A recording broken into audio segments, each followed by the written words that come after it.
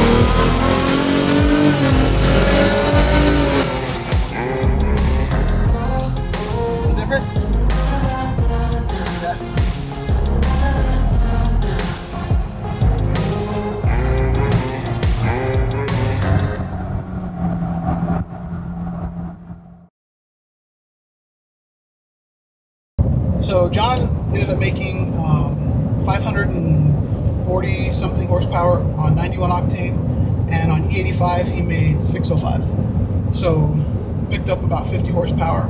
I wanted to make a little bit more boost on E85 and it didn't do it. So it happens sometimes. But on 91 octane it looks great, it's perfect. On E85 it looks perfect. This truck will last forever, just like stock. So he's not gonna have any issues there. Yeah, the truck did well and I'm happy with it. And most importantly is he's happy with it. So you guys enjoy the truck.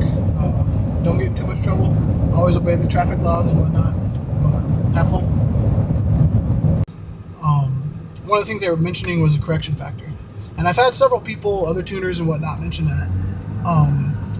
The thing about correction factors here being at higher altitude is the dynos tend to make up for the lack of air.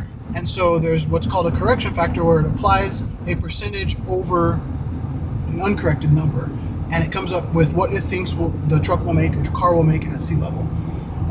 Today, this car made 605 wheel horsepower, and I think there was a 16% correction factor, something like that. So if you pull 16% off of that number, that's what it makes uncorrected. Now, with a stock truck, an uncorrected stock truck here makes around 270, 280 horsepower, maybe 290 horsepower to the wheels, which obviously is not right. But going along the lines of, Ford's 450 wheel horsepower to the crank number, if it's making 280 horsepower to the wheels, you see there's a huge loss in power at elevation. And so I like to say if somebody comes in with a truck and it makes 100 horsepower on the dyno, I tune it and it makes 200 horsepower on the dyno, well, it picked up 100 horsepower. These bigger turbo trucks, if they come in and makes 350 horsepower at the wheels and they leave with 650 horsepower at the wheels, it picked up 300 horsepower.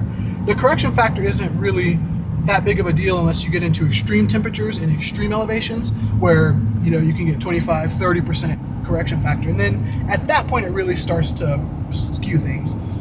One of the things I've noticed tuning thousands of trucks, at sea level I can tune an E50 truck stage 2 and it'll make 500 to 520 wheel horsepower. On my dyno here, stage 2 E50 truck makes 500 to 520 horsepower. So the correction factor really doesn't come into account much. I've tuned many big turbo trucks at sea level, many stage 2 E50 trucks, and I'll just dump some of the charts here.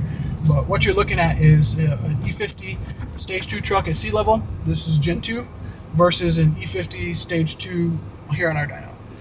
Here's a Gen 3 E50 stage 2 at sea level, E50 stage 2 at our dyno.